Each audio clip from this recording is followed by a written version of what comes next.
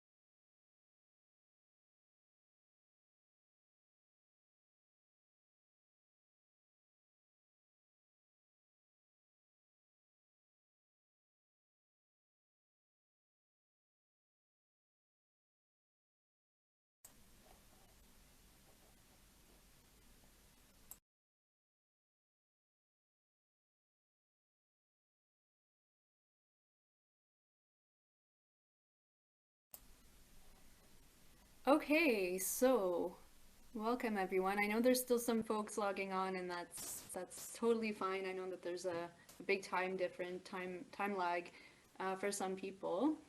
So welcome to today's lecture. I really appreciate everyone being here. So today's it's going to be an interactive lecture. I'm going to be talking for about half an hour or so, and then we're all going to get to play together to do some work together. So today's presentation is on case formulations and the reproduction of oppressive disability discourses in healthcare education. And I first want to start by thanking Dr. Elizabeth Patitsas, Dr. Hibba Zafran, Angie Phoenix, and Stephanie Nixon for sort of the help and the guidance and the inspiration for today's lecture. And of course, all of the frontline workers who are here today. I know there's many of you here today on your lunch hours, so please eat while we chat. So thank you for all the hard work that you're doing, and thanks for being here today. Okay, let me see if my technology works as well. There we go. Okay, so today's agenda for the lunch and learn. So like I said, I'm gonna be chatting for about 30 minutes or so, covering ableism, models of disability, and thinking critically about disability in healthcare education. And then I'm gonna run through a case formulation analysis through a critical disability lens. And then it's going to be your turn you're going to work in small breakout rooms, and I'm really hoping that my technology works today. But you're going to be in breakout rooms for like between 4 to 5 people, and you'll have 10 minutes to work on a different case formulation based on what we talk about today. And then we'll gather back together for a large group debrief, some questions and answers, and we'll talk a little bit also about the next steps, because some of you had included some questions on the Google Doc about, okay, so here's this knowledge, and where do we go from here? What are sort of the next steps with this information? So I just want to do or give a few little caveats first. So I want to acknowledge that critical reflection is hard. It requires humility and an acknowledgement that we all share ableist views. So I'm kind of starting the lecture today based on that fact that we all share ableist views. And it is challenging, and it likely will bring up some emotions and some reflections that can be sometimes hard and difficult. Um, but I always try to keep this is sort of my go-to motto that I feel is very helpful when we start to feel overwhelmed or guilty or any other of those emotions that come up when we talk about topics that can be challenging. So I like this quote by Maya Angelou, which was, thank you to our equity advisors at McGill, Janelle Kaspersky and Shanice Yard, who shared this during one of their presentations, and I found it very helpful personally, so I'm sharing it with all of you today. So the quote goes, do the best you can until you know better, and then when you know better, do better. And so that's kind of what I'm going to invite you to hold in the back of your mind as we go through the presentation today. I want to be clear that I did obtain copyright from the Canadian Association of Occupational Therapists for the reproduction of the patient case formulations that we're going to be using today. I will read some parts of my lecture today. I don't tend to teach and read, but I think there's some things that just have to be said correctly and the way that I intend to say them. So I'm going to be reading some parts, especially when I go through the analysis today. And I want to also mention that this research was supported in part by a grant received from the Social Sciences and Humanities Research Council of Canada. All right, so to be transparent, I want to say that I'm giving this lecture from my self-identified position as a non-disabled, white, francophone, Canadian, queer, occupational therapist and educator from a working class background. And I want to acknowledge that as a non-disabled person, my work has and will continue to be influenced by this lens. I also want to mention that I'll be using the terms non-disabled and disabled throughout this lecture to highlight the social and systemic causes of disability, but I want to make clear that not all disabled folks prefer this language. So this is a picture of Dr. Nixon's coin model of privilege. So for those who are unfamiliar with Dr. Nixon's work, I would encourage you to check out her work. She's a researcher out of the University of Toronto doing awesome work related to equity issues in healthcare and healthcare education. And Dr. Nixon's coin model here highlights the various systems of oppression and privilege that can intersect with other systems to constitute inequalities or privilege for folks. There's been increasing attention over the past decade or so in healthcare and healthcare education about specifically the effects of racism and settler colonialism on healthcare inequities, especially since the release of the Truth and Reconciliation Commission's report and its 94 calls to action in 2015. This is incredibly necessary and important work that I hope continues in the right direction. But what is more rarely discussed, and I have to be honest, that I did not give this system of oppression much thought before starting a course this January called Critical Disability Studies as part of my PhD coursework, is the system of ableism. So ableism as a system of inequality and oppression in healthcare education, which is a little bit ironic given that I work in healthcare in rehab like many of you do. It simply wasn't part of my educational experience. So this lecture is actually my final class project for this critical disabilities course that I just finished. So thank you for being here and being part of that final project. Essentially, our challenge as students for our final project was to create something rooted in activism. In the sphere where we have the greatest influence to address issues related to ableism. So I decided to use my platform as a teacher at McGill and as a healthcare professional and created this lecture to hopefully start a dialogue about ableism in this community that I belong to, that we all belong to, and more specifically to invite critical reflection on ableism as a system of oppression in patient case formulations in healthcare education, because we do use them a lot. So when I refer to patient case formulations in this lecture, I mean patient cases that are used for teaching, whether from textbooks or cases that we create ourselves, which is often the case in healthcare education. We often create them ourselves. So we will be focusing on ableism today as a system of oppression within healthcare education. So let's start with a few definitions. Um, Ableism, according to the Ontario Human Rights Commission, is defined as when disabled individuals are seen or treated as being less worthy of respect and consideration, less able to contribute and participate, or of less inherent value than others. So ableism may be conscious or unconscious and may be embedded in institutions, systems, or the broader culture of a society. It can limit the opportunities of disabled people and reduce their inclusion in the life of their communities.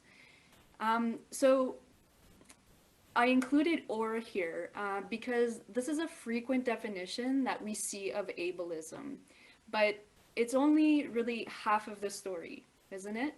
So we have to start thinking beyond individual acts of discrimination and think about ableism in slightly different ways. So ableism should also be defined in a mainstream way as those instances when non-disabled individuals are provided with unfair advantage or privilege simply by virtue of not being disabled. And this is not usually how we think about systems of oppression. We usually think about them as just that, as systems that oppress a particular group of people, and we rarely think about the flip side of that coin, to use Dr. Nixon's metaphor, which is those unfair advantages and privileges that we have as non-disabled individuals. And I think that we have a real life example in these times of COVID, which highlights in an extreme way just how being non-disabled disadvantages us in a very big and very real way. For example, folks who have lost their jobs and will be receiving government aid, which I believe is now at about $2,000 per month, because the government has agreed that $2,000 is the minimum required for most folks to adequately provide for themselves and for their families. They will be making substantially more than disabled individuals receiving disability pension in Quebec, okay, for example, which amounts to about $1,300 a month. So this is just a contemporary example of how society at an institutional level privileges non-disabled individuals. We can also talk about the Canadian Immigration Act, which continues to have a right to deny immigration to disabled folks if they are deemed to place or are at risk of placing excessive demands on healthcare services. So again, this highlights the unfair advantages that are systematically, institutionally provided to non-disabled folks here in Canada. And there are countless more examples. So I'd like to skip now to some different models of disability, and we're going to run through these fairly quickly because I know that many are familiar with them, but I think it's good to do a little bit of a historical overview, historical recap of some of these models. There are different models of disability that exist today, but our professions are historically more heavily rooted in some of these models than others. So let's explore these a little bit. The first model is the charity tragedy model of disability. So this model views disability as a tragedy and disabled individuals as deserving of charity or in need of pity and rescuing. The medical model, which we're all pretty familiar with, views disability as a medical problem that's intrinsic to individuals and that necessitates curing or treatment to restore quote unquote normal function. Both of these models adopt what's called a deficit-focused view of disability. And traditionally, this is what, so I'm speaking as an occupational therapist, but this is true of many of our modern Western healthcare professions. Our professions are historically very much entwined in these two models of disability. So occupational therapy, for example, has traditionally been a profession that's dominated by women of upper to middle to upper socioeconomic status, often from religious orders, and often the work was done from that charity tragedy model of disability, and of course that medical model as well that evolved alongside it in our recent modern Western healthcare system. So in the 1960s, the rise of the civil rights movement in globally sort of spurred what's called now the social model of disability, which I'm sure many of you are very familiar with. And that really came out of the disability rights movement that rose alongside the civil rights movement. The social model of disability views disability as a result of systemic barriers and exclusion from society in direct opposition to the medical model. And it considers factors like attitudinal factors, environmental factors, and institutional barriers as disabling forces. And this sort of shift in thinking created what's now referred to as disability studies, which is now recognized as a branch of social sciences. This kind of evolved in the 1970s post-civil rights era. In the 1980s and 90s, however, there's this increased rise in what's called critical legal studies, critical feminist studies, critical race theory, and this also spurred this new critical disability studies movement, which really led to what's called now, and this is a model that as healthcare professionals, I certainly had never learned about before this past January, but it's a model that we've now evolved to in critical disability studies, is this affirmation model of disability. And this affirmation model of disability views disability to be a viable identity variable that should be recognized, acknowledged, and celebrated. So it's moving beyond the social model to one that really affirms disability identity. And this rise in critical disability studies led to the creation of this critical disability theory, which really involves scrutinizing not bodily or mental impairments, but the social norms that define particular attributes as impairments, as well as the social conditions that concentrate stigmatized attributes in particular populations.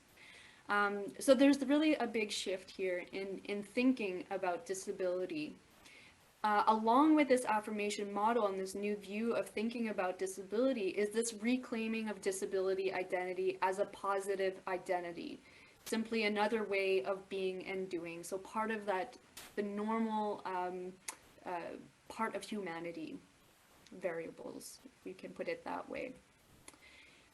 In the early 2000s, out of this critical disability movement and studies, this CRIP theory came about, and this is a theory that I've developed quite an affinity to, and I'm not going to do it justice today. We're doing a very brief overview, but for those who are interested in learning a little bit more about it, I encourage you to. It's a really interesting theory.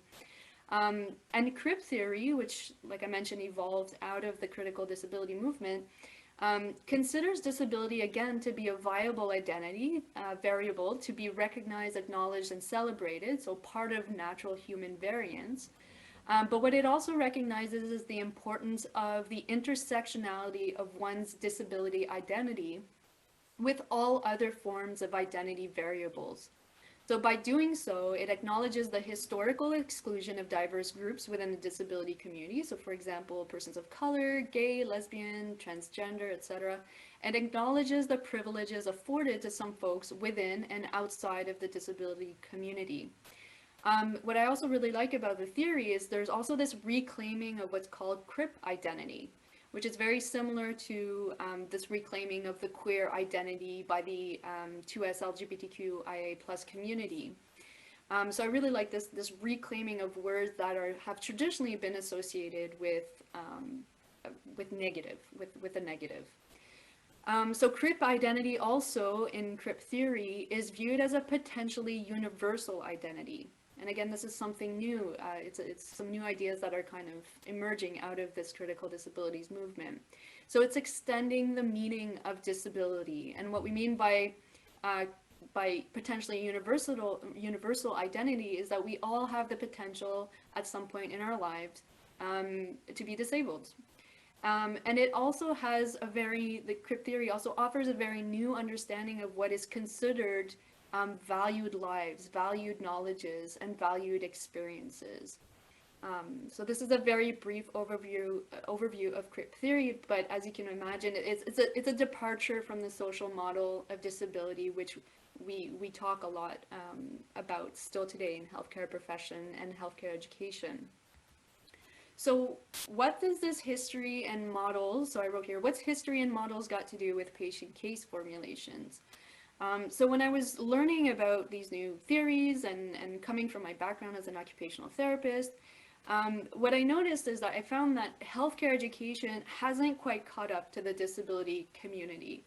I feel like the disability community is far ahead of where we're at currently. And neither have our patient case formulation. So we haven't really caught up to where the disability community is at currently. And then I started thinking about, what explicit and implicit messages about disability are our patient cases conveying to our students? How are we teaching them to think about disability and to interact with disabled folks? And then I started thinking about, well, how does this translate to patient care? Are students ready to support our patients in affirming their disability identity? Or are we training students still to provide patient care that is really focused on making disabled individuals fit some predetermined ableist norm? So for example, encouraging patients to perform occupations in very specific ways, or communicating in very specific ways, or looking a specific way, etc. So what I did is I started to look through, through common textbooks that I use as a teacher, that I also used as a student as well, to look at some of the patient cases that are out there. And what I noticed is that they're very much rooted in still very charity, tragedy, or medical models of disability, sometimes social models of disability, but they don't push that envelope. They don't go beyond into that affirmation model of disability. So what I'm going to do now is share with you a critical analysis that I've done of this patient case formulation. I'll read out the patient case formulation and then offer you the critical analysis through a critical disabilities lens that I did for this particular case. All right. So I'm going to read, so this is the case, and many of you who are in occupational therapy are probably quite familiar with this patient case. So this is the case of Rick and Dick Hoyt. So this love story began in Winchester, Massachusetts, 43 years ago, when Rick was strangled by the umbilical cord during birth, leaving him brain damaged and unable to control his limbs. He'll be a vegetable for the rest of his life, Dick says doctors told him and his wife Judy when Rick was 9 months old. Put him in an institution. But the Hoyts weren't buying it. They noticed the way Rick's eyes followed them around the room when Rick was 11. They took him to the engineering department at Tufts University and asked if there was anything to help the boy communicate. No way, Dick says, he was told. There's nothing going on in his brain. Tell him a joke, Dick countered. They did. Rick laughed. Turns out a lot was going on in his brain. Rigged up with a computer that allowed him to control the cursor by touching a switch with the side of his head, Rick was finally able to communicate. First words, "Go Bruins." And after a high school classmate was paralyzed in an accident and the school organized a charity run for him, Rick pecked out, "Dad, I want to do that." Yeah, right. How is Dick, a self-described porker who never ran more than a mile at a time, going to push his son 5 miles? Still, he tried. Then it was me who was handicapped, Dick says. I was sore for 2 weeks. That day changed Rick's life. Dad, he typed, when we were running, it felt like I wasn't disabled anymore. And that sentence changed Dick's life. He became obsessed with giving Rick that feeling as often as he could. He got into such hard belly shape that he and Rick were ready to try the 1979 Boston Marathon. No way, Dick was told by a race official. The Hoyts weren't quite a single runner, and they weren't quite a wheelchair competitor. For a few years, Dick and Rick just joined the massive field and ran anyway, and then they found a way to get into the race officially. In 1983, they ran another marathon so fast that they made the qualifying time for Boston the following year. Then somebody said, "Hey Dick, why not a triathlon?" How's a guy who never learned to swim and hadn't ridden a bike since he was 6 going to haul his 110-pound kid through a triathlon? Still, Dick tried. Now they've done 212 triathlons, including 4 grueling 15-hour Ironmans in Hawaii. It must be a buzzkill to be a 25-year-old stud getting passed by an old guy towing a grown man in a dinghy, don't you think? "Hey Dick, why not see how you do on your own?" "No way," he says. Dick does it purely for the awesome feeling he gets seeing Rick with a cantaloupe smile as they run, swim, and ride together. This year, at ages 65 and 43, Dick and Rick finished their 24th Boston Marathon in 5,083rd place out of more than 20,000 starters. Their best time, 2 hours and 40 minutes in 1992, only 35 minutes off the world record, which, in case you don't keep track of these things, happens to be held by a guy who was not pushing another man in a wheelchair at the time. "No question about it," Rick types. "My dad is the father of the century.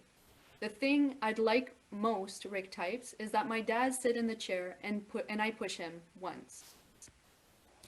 So before I get started with my critical analysis of this case, I want to emphasize that my critical analysis is not related to the Hoyt family and their choice of activities and what they have found to be meaningful. So I want to be very clear about that. But rather how their story has been written and conveyed in the textbook in light of its intended audience, which is occupational therapy students. So I'll start my analysis here, and I will be reading my analysis here. So arguably, this patient case formulation offers occupational therapy educators a supportive example for key concepts of the profession. So for example, traditionally, occupational therapists have focused on occupational performance as their outcome, ensuring that the people they work with are able to do or carry out their occupations in a hands-on, active way. This patient case highlights an important distinction between occupational performance and occupational engagement when working with patients. And the intention behind the inclusion of this patient case in a textbook is just that, it's to make that distinction. This patient case also speaks to another dimension of occupation that occupational therapists are especially concerned with, and that's that of belonging. And in this case, the father-son pair's sense of belonging to a community of athletes in particular, is nicely demonstrated here. However, a critical analysis of this patient case through the lens of crip theory and critical disability theory and the affirmation model reveals important oppressive disability narratives that demand our attention. Patient case formulations within occupational therapy texts frequently reflect tragedy and charity and medical models of disability, and this case is no exception. Both models are represented here. The main disabled characters, so namely Rick and Rick's high school classmate, are described as objects of pity and charity throughout. Since Rick's high school classmate is never actually identified by name, his identity remains one that is fully entwined with his tragic accident and the charity and the pity he receives from others in the form of a literal charity race. Rick's identity is also fully entwined with his tragic accident, his victimhood, and his resulting deficits. So the authors use statements like strangled by, brain damaged, unable to control his limbs, vegetable, not able to communicate. Rick's strengths are not described as inherent to Rick. So for example, his ability to communicate with technology and his sense of humor. But rather these strengths are given life only through his parents' charitable actions. That's my first point.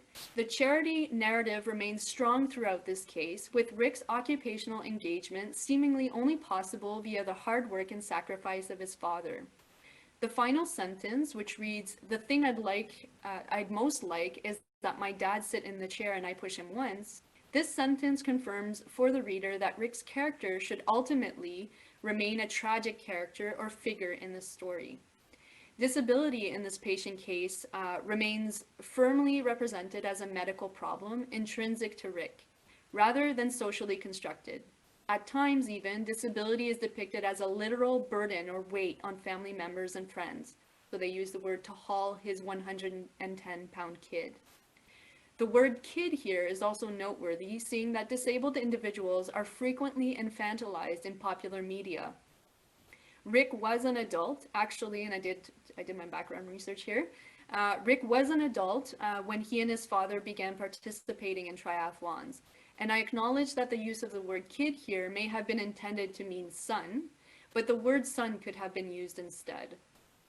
Additionally, disability identity is undeniably portrayed as a negative and undesirable one, not one which ought to be recognized, acknowledged, and celebrated. The authors include quotes like, "Then it was me who was handicapped. When we were running, it felt like I wasn't disabled anymore." He became obsessed with giving Rick that feeling as often as he could. Implying that the goal here is not to feel disabled, but to momentarily transcend one's self, that disabled self is not desirable or sufficient. Rick's disability identity is not celebrated in this patient case, and we learn very little about his identity separate from that of his father's. Instead, it's Dick's physical prowess and determination to go above and beyond for his son that is celebrated. Dick essentially becomes the hero and centerpiece of the story, while Rick becomes kind of part of the backdrop. Dick's athletic achievements are placed in constant and sharp contrast to Rick's physical deficits. Dick, in essence, represents everything that Rick is not and embodies in every way the epitome of the Western male normativity. So he's athletic, he's white, caring but assertive, heterosexual, and upper middle class. So this patient case ultimately reinforces our most basic ableist societal views. That is, non-disabled equals good and disabled equals bad. Finally, the placement of this patient case in the textbook is important to reflect on. The case is in chapter 1 of the book, a chapter dedicated to introducing and defining the domain of concern of occupational therapists, namely occupation, to occupational therapy students.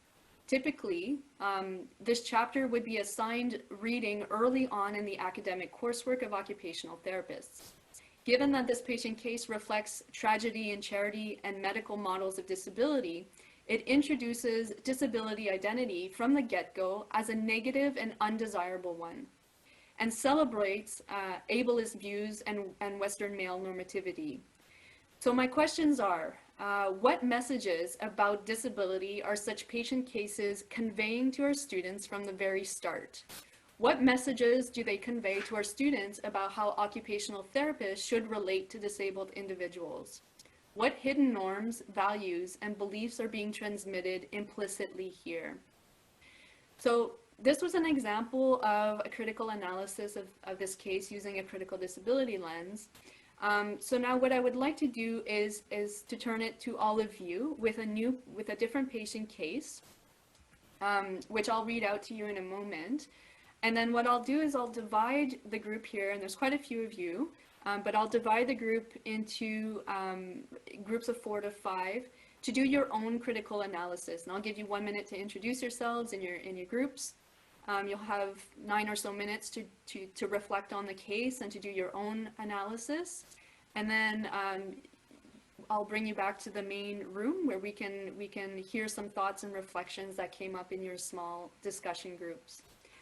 So I also want to acknowledge here that my critical analysis probably spurred a little bit of emotions and maybe some different feelings that you know, because we do use this case quite a bit in teaching, and we use this book, the Enabling Occupation book, quite a bit in teaching. But I'm just going to ask you to kind of sit with those reflections and those emotions for now, and then we'll come back and we'll talk about it as a larger group. So this is another case formulation from the same textbook. This is a little bit more, I think it's going to be a little bit more difficult, but I think, you know, you're going to be working in teams and you'll come up with some great stuff. So I'll read this out to you now. So Daniel and the hoop shot. My first job as an occupational therapist was as a self-employed school-based therapist. receiving referrals from a local agency contracting services from community care access centers, so home care. A lot of the children with whom I worked were referred for occupational therapy because of fine motor challenges. The children were typically referred in grade 1 when difficulties learning to print became evident, or in grade 3 when they seemed to struggle with learning handwriting. This is why I was intrigued when I received a referral for Daniel, an 11-year-old boy who had fine motor issues. Daniel lived with his parents and 3 siblings in a small community. He was enrolled in grade 6 at the local school. According to Daniel's teacher, the legibility of Daniel's written output was poor. However, Daniel's father said that his son was doing fine in school and that his teacher was exaggerating his difficulties. I subsequently met with Daniel to complete the Canadian Occupational Performance Measure and get his opinion on his occupational issues. According to Daniel, his main issue was his inability to shoot a basketball. Basketball was the focus of his current gym class and a sport played by his older brother. After some discussion, Daniel agreed that if his teacher had difficulty reading his handwriting, then maybe it was also an issue worth considering. Daniel and I therefore agreed to work on 2 occupational goals, shooting a basketball and handwriting. In deciding how to work with Daniel on his goals, I considered my options. I could focus on his underlying fine motor issues or concentrate on his occupations. Using current evidence to guide my assessment and intervention decisions, I chose the latter. Specifically, I chose to use the cognitive orientation to daily occupational performance approach, a performance-based approach that has good evidence supporting its use with children with motor issues. While his teacher and case manager thought that basketball was an unusual therapy goal, especially given Daniel's reasons for referral, I explained to them that basketball would be a way for me to teach Daniel a global problem-solving strategy that he could apply to other occupations. I further explained how enabling Daniel's performance in an occupation meaningful to him would likely have many positive effects in his life at home and at school. It did not take long for this to happen. Within a few sessions, his teacher said to me, "Whatever you're doing, it is working. Daniel is less disruptive in class, his confidence is up, his outlook more positive, and his handwriting is more legible. Whatever you're doing, keep doing it." So that's the patient case. I'm just going to stop my share screen here to put you all in breakout rooms.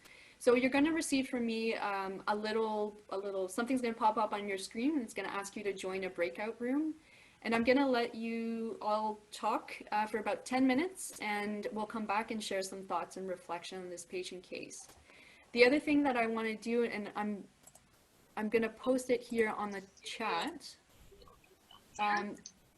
So I put some samples down of stuff that we typically do. Okay, so I'm going to put a document here in the chat box.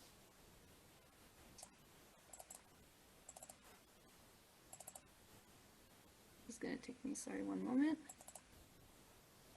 It's titled Daniel and the Hoop Shot. Oh, I sent it to just one person, just one moment.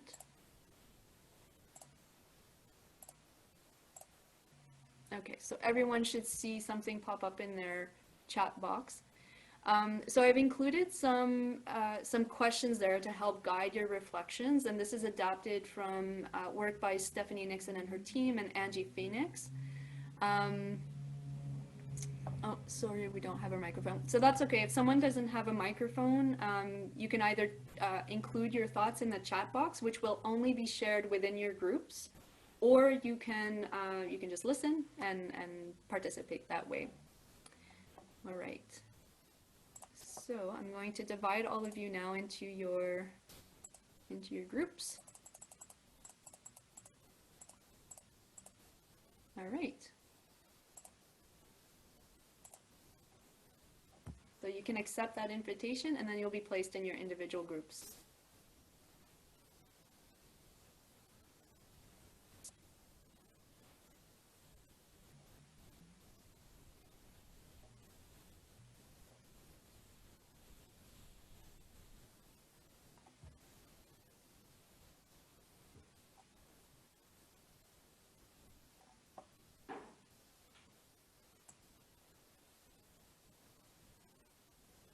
What were the chances of any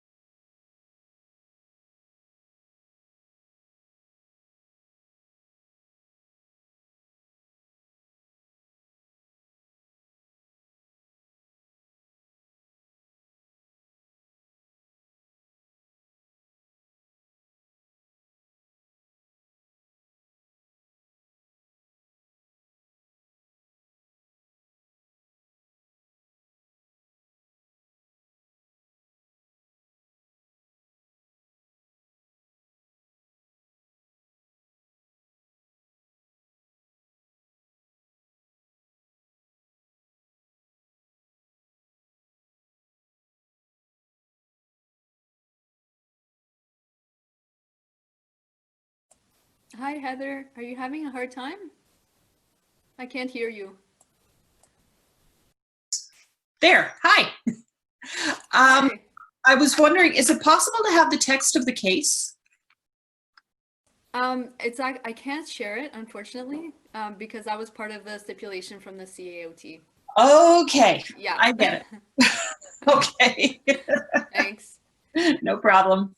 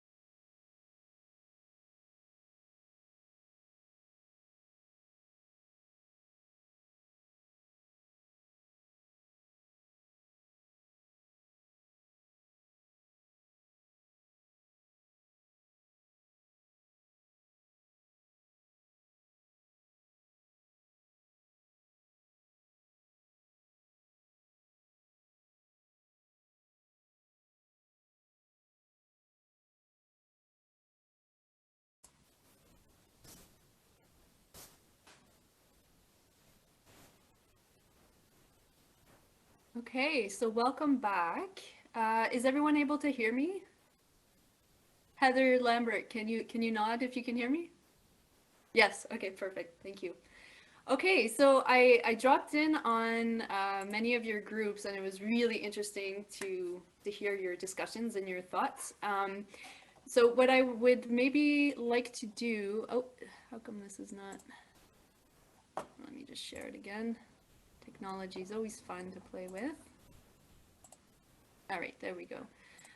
So I can see all of you now on the side of the screen. So for those of you who would like to share, if you could maybe just raise your hand, because I know we have quite a few people here, and then I'll be able to see you, and you feel free to share your thoughts and what your group discussed.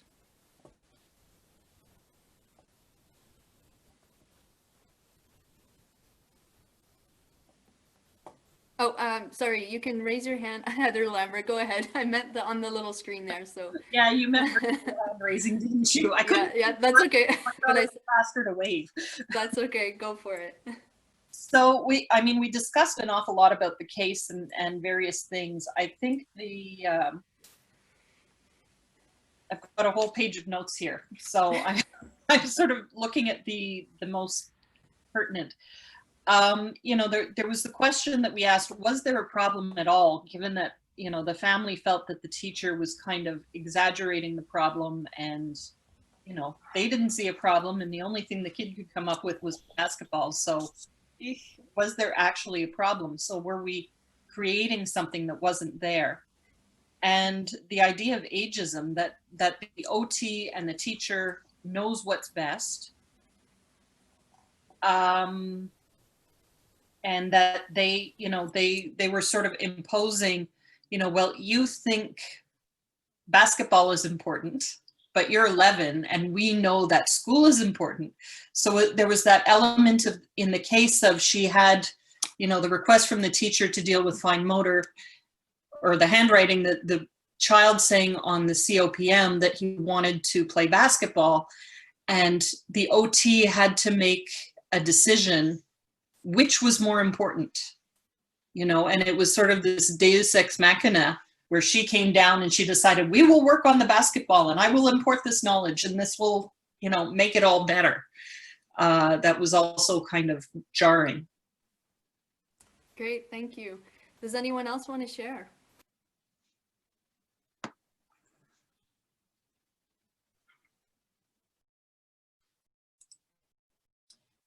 Hi, I'm just going, hi, it's Sally Kempson.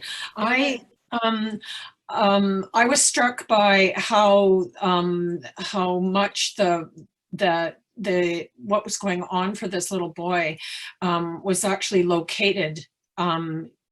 Basically, it was described as a medical problem and located with him. So that's a classic kind of medical model move, is to individualize the problem, see the person as the problem by and large, and it's a problem that has to be fixed, because clearly it's not working for the teacher to read the child's work, interestingly. So that, when I look at that, the problem is the teacher can't read the child's work, not the fact that the child has fine motor problems, if that's indeed the case. So my concern is that right from the get-go, the problem is located with the individual. Yeah, exactly. And sort of this idea that handwriting is the only way to communicate or to do homework. Yeah, and that was my other point is, well, if his handwriting's such a problem, give him a tablet, right? Or whatever. There's other ways to, but that still puts the I get that there's apparently a problem at the center of this, but my concern is that how the problem is located with this little boy. Not that he obviously needs to get through his life and the world and everything, but is this a problem for him? No, he actually identifies the issue of basketball as the big problem. So Right, great, thank you for that reflection. I see Cynthia here, go for it. Okay, so the OT is being praised for doing the work without focusing on the child's efforts. But then, you know, in defense of OT and how we come in, so we're looking at systems as well. And so the OT is a private clinician. She's servicing the school or the school community, and she has a job to do. And so she's also integrating her models, her whole tools, right? And she's trying to do her best according to professional ethics and professionalism. So that in that therapist's defense is trying to implement her roles and responsibilities within the system. And yet there's still a clash. And I think we have to look at all, yeah, it's a complete systems theory that we have to appreciate. But, and then we talked very briefly about oppression and privilege. You know, it is a privilege that there's even OT service in this school. And that was a hard one, actually. We only got to that at the end, but discussing privilege and oppression. Any other thoughts on that? Yeah, there's definitely a clash there. It's a challenging case, definitely. I saw someone else had their hand up, but I think it's down now. Does anybody else want to share a last thought? You can just unmute. This is Tal speaking. I'm from UBC, and in our group we talked about how the whole case indicate how we try to normalize people, and we had a big discussion later about we couldn't see the questions that you posed, so we just had a free discussion. But we talked a lot about curious being how would you actually write a case in the right way. So trying to think about creative ways of writing the case from a creep theory perspective. So I wonder if you can comment on that. Yeah, so that's definitely the challenge there is thinking about those reflective questions. How could we rewrite this case so that difference is celebrated, and while still thinking at the same time, like Cynthia was mentioning, sort of the system that we're working in and the way it's set up and this clash that is happening there. And how do you balance the two, right? And I think the way it's written is very much from a hero narrative, and I think there's a different way of explaining the OT role there, where the efforts from the child are celebrated, the input of the family is as valid as the input of the teacher. A discussion about this, it's challenging, but definitely it's about the way it's written, right? Okay. Sorry, I muted myself. I just want to spend the last few minutes. Thank you for those reflections. They're excellent, and I wish we had another half hour to chat about this, but I will send out the link. And I know there's some great discussions happening on the chat right now that I can't manage everything at the same time, but I know that there's some great discussions happening there. I just wanted to spend the last couple of minutes talking a little bit about where we go from here, because there were some questions on the Google Doc from the registrants about this. So here's a few tips that I came up with, and feel free to please add and comment in the chat box, because the chat box will be on the recording. So if you want to go back and read what's happening on the chat box afterwards, you'll be able to do that. So if you have other tips, please feel free to add those. These are a few that I came up with. So it's important to consult with disabled folks, but thinking about remuneration, we often request help from let's say Indigenous folks or disabled folks or racialized folks, but we have to think about remuneration as well, or better yet, hiring disabled folks in this field. I think super important. Doing a critical analysis of your patient case is very important. You can use the questions that were distributed to you today, but this really should be done in teams. We all have ableist assumptions, and it's important to set specific times to review the cases in your courses. So try to plan a date today. This is why I decided to do this lecture now, because I know a lot of folks are going through revamping their courses over the summertime and that kind of thing. So this is the perfect time to do that and to set a date to do that. Do an intersectional analysis of your patient cases. This may help reveal other oppressive discourses about things like race, gender, sexuality, class, religion, settler colonialism, etc. Think about the explicit, hidden, and null curricula. in your program. So this is an example of sort of the hidden curriculum, those messages that we're conveying to students about disability that aren't necessarily intentional, but they're hidden, they're still there. And also the null curricula. Are we including material that is based in an affirmation model of disability? The absence of material also gives a very loud message as well. What discourses are these conveying to students about disability identity? We need to advocate for more critical disability courses, I think, in all health programs. I really feel like this should be mandatory. This was my first exposure to these topics, and I learned so much, and felt that this was really information that we need to be teaching and reflecting on and including in our program. Practice this exercise with your students. Have them do this analysis so that they can start thinking and reflecting critically. And be critical of the materials you provide your students. Think about, are they conveying oppressive narratives that you are not intending to convey in your classroom? And of course, remembering, do the best you can until you know better, and then when you know better, do better. And I know some folks are having to go. We're 1 minute over. Please feel free to add your thoughts into the chat. Everyone will be able to see that once they get the lecture recording. Feel free to contact me about this lecture, about anything. I love these dialogues. They're super interesting. And I will be sending out your certificates of attendance today to your emails that you've included on the Google Doc. I would also really appreciate getting feedback. I have a little survey that goes along with it. It's 4 short questions, but it will help me write my final paper for my critical disabilities class. So I would appreciate having your feedback on that. And that's it for today.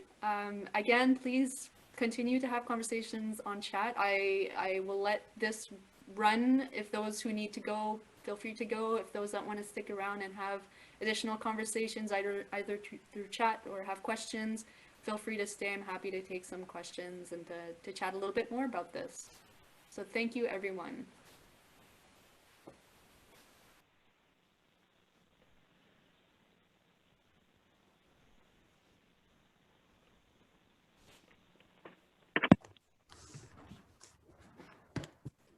Hey, since you're sticking around, I do have a question. Oh, I raised my hand, but I wasn't Go sure. for it. Yes, I just saw it. Thank you. I'm Laura. First, thank you so much. You're speaking my language, and it's just so good to hear other people talking about this and all these people prioritizing this today as well. Yeah. Really exciting. Thanks for coming. Yeah, absolutely, my pleasure. So my question is, I guess, related to something I've found challenging is, and it might be peripherally related, but anyway, something I have found challenging is that as a disabled person myself, and as someone who ascribes to an affirmative approach to disability, I find challenge when I'm working with other disabled folks who ascribe to a more medical model, sometimes a social model, but even more when they ascribe to a medical model. I am struggling to find a balance between respecting their perspective and saying, yeah, that's okay, you can have a tragedy approach to disability, and also this sense that I have that that's not okay. And I have felt liberated by the things I've learned and how I've come to this affirmative model. So yeah, just trying to balance that. How do I share that while still, acknowledging? Yeah. I've had the same struggle myself, and I've been reflecting on this exact question myself, because I'm thinking, you know, also what is my role in that as a healthcare professional who's non-disabled? I don't want to impose my own views either, because I you know, in theory, this affirmation model seems fantastic, and I feel like we would, even as healthcare professionals, have a role there in helping folks sort of discover, you know, a positive disability identity. But then not imposing that particular view. And then at the same time, I'm questioning, is this an internalized ableism? And so, yeah, it's challenging. It's, I think for me as a healthcare professional, it's about letting the patient guide you and meeting them, you know, where they're at, while avoiding that paternalistic trying to impose my own, well, no, you should be proud about this, right? If they're not there and then that's not their view, then definitely there's gonna be a clash there, right? Yeah, it's challenging and I don't have an answer to that. And it's something, thank you for bringing that up, because it's a question that I've been really asking myself in terms of my role as a healthcare professional and an educator. You know, how do you strike a balance in there? Do you have any advice? Have you come across anything that has struck you? Oh, it's, I think a reflexive practice is really important with these kinds of things. So having good practices in that sense. And then, yeah, as you said, following the lead of the person with whom I'm working, whether it be on a research team or as a clinician. Yeah, while also, I guess one way for me is that I can share my perspective as a disabled person. And so even if I'm not saying like your perspective is wrong, I'm not going to say that, but I can share my perspective. And then at least they're getting exposure to that.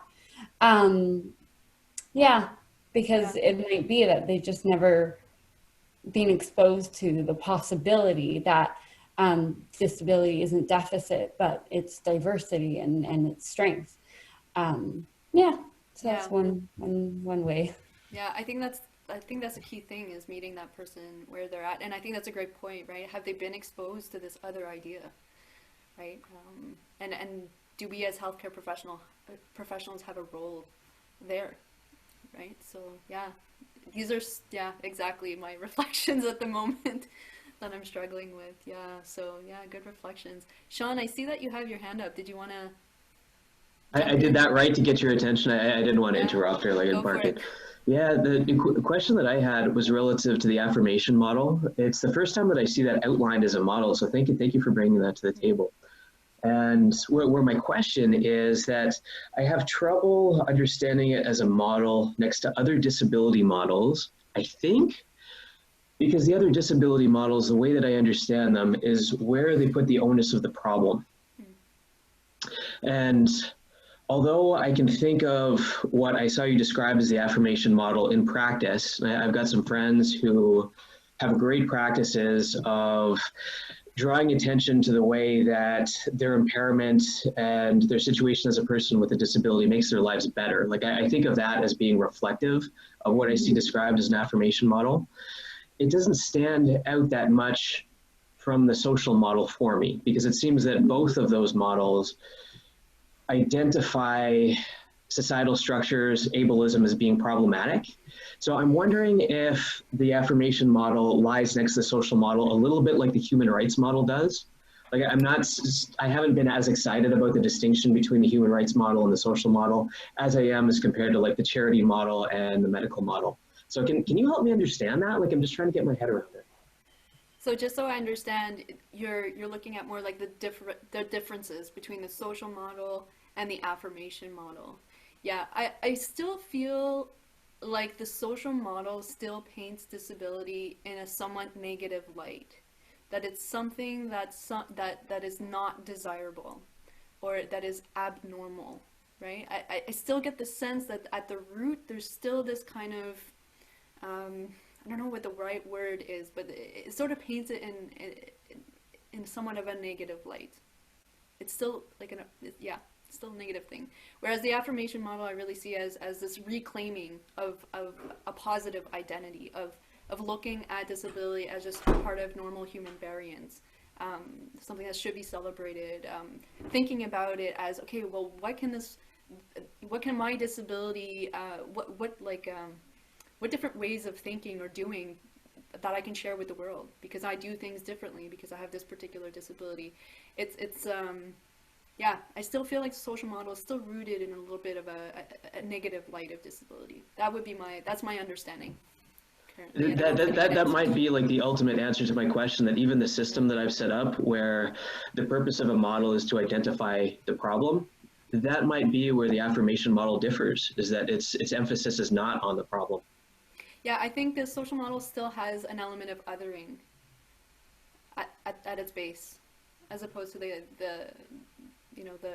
especially crip theory is there's such a I don't like the word inclusive, but it's very like yeah, all encompassing. Yeah, I hope that helps. So does anybody see Stephanie Leblanc Umsten? Go for it.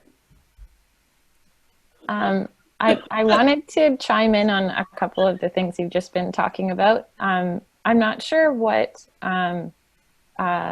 or what model, the affirmative model, like what you're referring to, but I know Swain and French talk about the affirmative model, and that was really helpful in my own understanding. And I think, Sean, you were just getting at that big distinction where the social model might position the problem outside of the individual and place that in society. The affirmative model, in my eyes, is more about like affirmative identity and really just a direct challenge to the idea that disability comes with tragedy or is tragic or inherently negative. And it's far more complicated, but if that's a helpful resource, I think I would recommend heading toward that. And I also wanted to add my own thoughts about Laura's question, because that's something that I struggle with a lot too.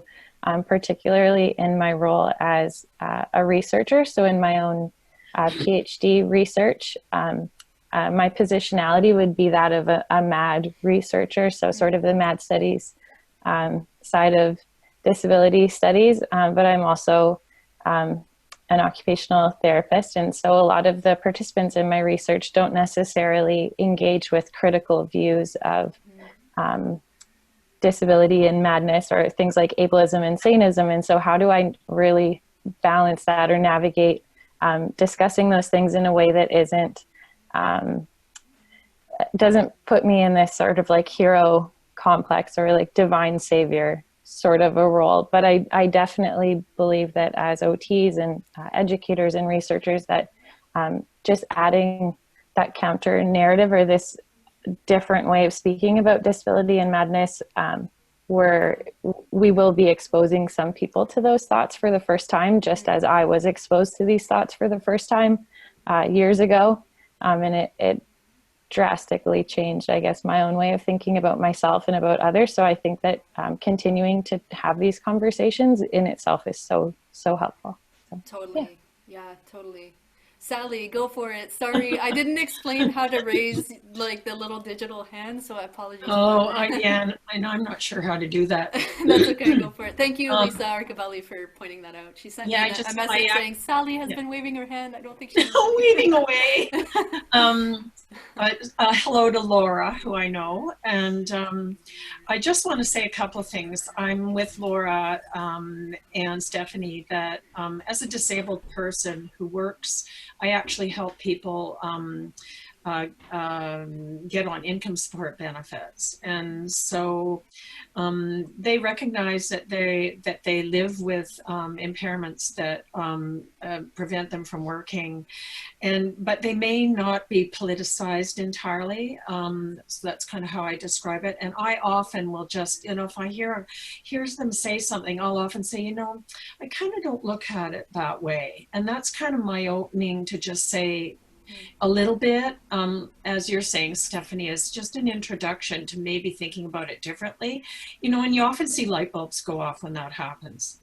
Okay, that's one piece. The other piece I wanted to comment on is the whole thing about social model of disability that we don't often talk about, but is now been written about more and more, and I've written about it myself, is really about how the issue of impairment is somehow treated as not really an issue with the social model of disability.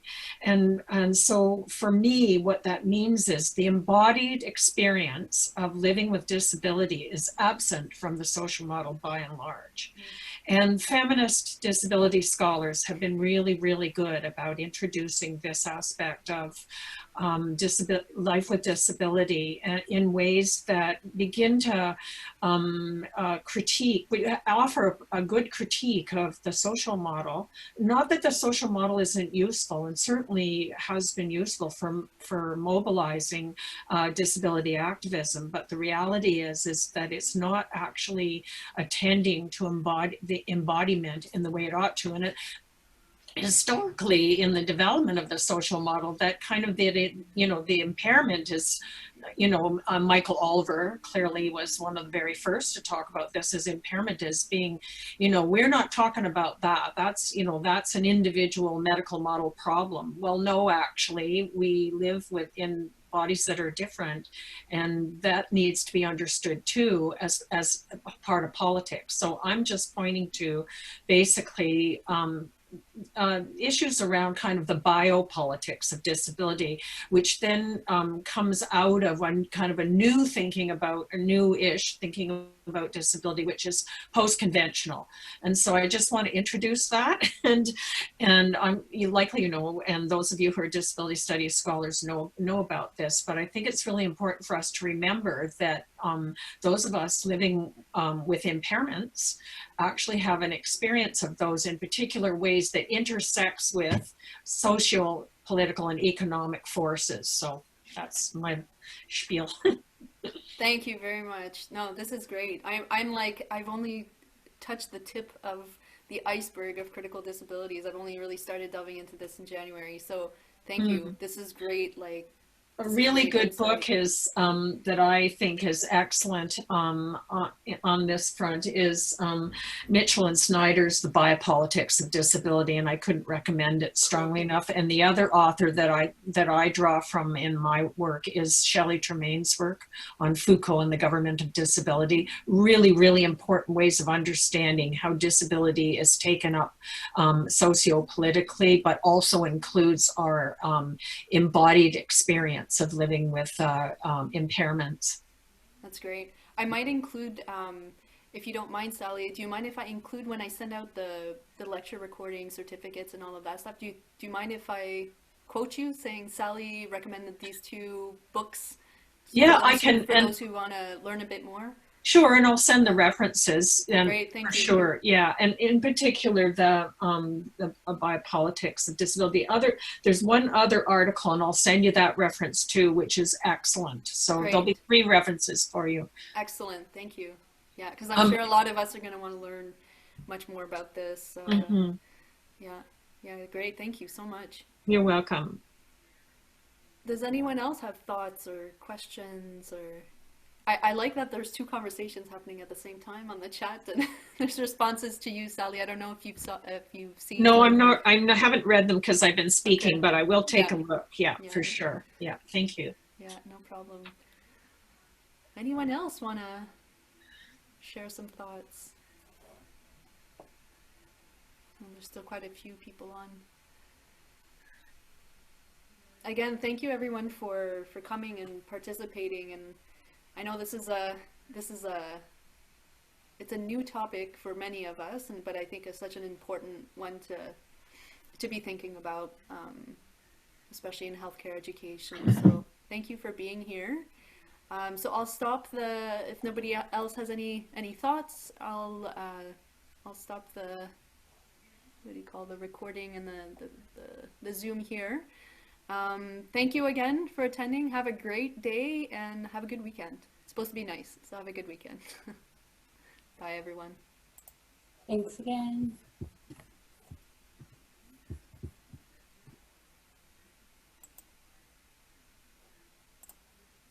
Hi, Mom. You figured out the Zoom. Good. See you soon.